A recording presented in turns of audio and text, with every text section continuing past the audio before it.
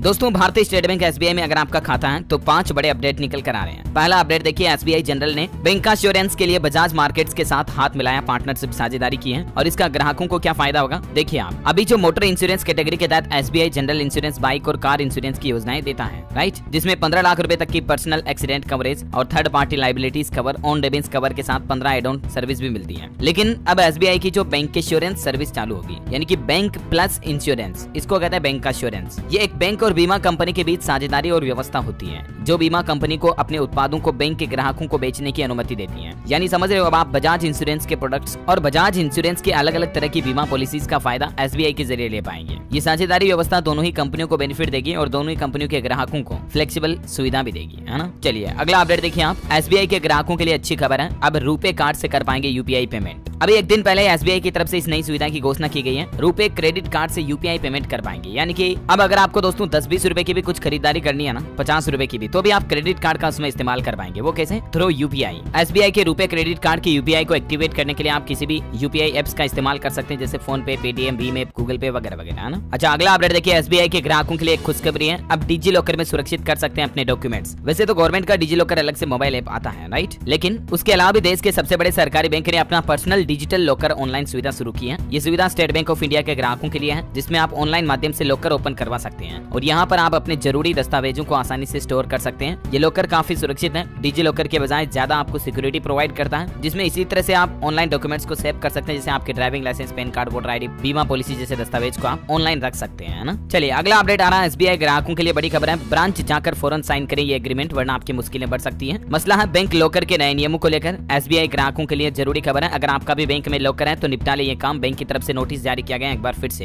Bank locker को लेकर नियमों में संशोधन हुआ, जिसे बैंकों को 30 सितंबर तक लागू करना है। अब लॉकर रूम में आने जाने वालों की सीसीटीवी से निगरानी होगी। एसबीआई बैंक ने भी अपने लॉकर होल्डर्स के लिए कहा कि वह बैंक ब्रांच पहुंचकर नए लॉकर एग्रीमेंट को जल्द से जल्द साइन कर दें। बैंक ने रिवाइज लॉकर एग्रीमेंट के बारे में ट्वीट करके भी जानकारी दी है, क्योंकि हाल ही में आरबीआई की तरफ से देश के सभी बैंकों के लिए लॉकर को लेकर नए सर्कुलर जारी करने का आदेश जारी किया है ना। एसबीआई ग्राहकों को अब लॉकर के लिए कितना चार्जेस देना होगा, उसमें भी कुछ बदलाव हुए हैं, जिसकी डिटेल्स आप स्क्रीन पर देख सकते हैं। चलिए एसबीआई ग्राहकों के लिए अगला अपडेट आता है, 15 अगस्त को बंद होने जा रही है फायदेमंद एफडी स्कीम। दरअसल एसबीआई की जो अमृत कलश एफडी योजना है ना, उसमें निवेश करने का आखिरी मौका आपके पास 15 अगस्त तक। इसमें सीनियर सिटीजन को 7.60 और अन्य लोगों को 7.10% तक सालाना ब्याज मिलता है, यानी सामान्य एफडी की तुलना में आपको ज्यादा इंटरेस्ट मिल जाता है इस अमृत कलश योजना पर, ठीक है। ओके, तो उम्मीद है एसबीआई खाताधारकों के लिए 5 बड़े अपडेट आपको जरूर जानने मिलेंगे, और भी आपके मन में कोई सवाल है तो कमेंट करके पूछेगा इस वीडियो।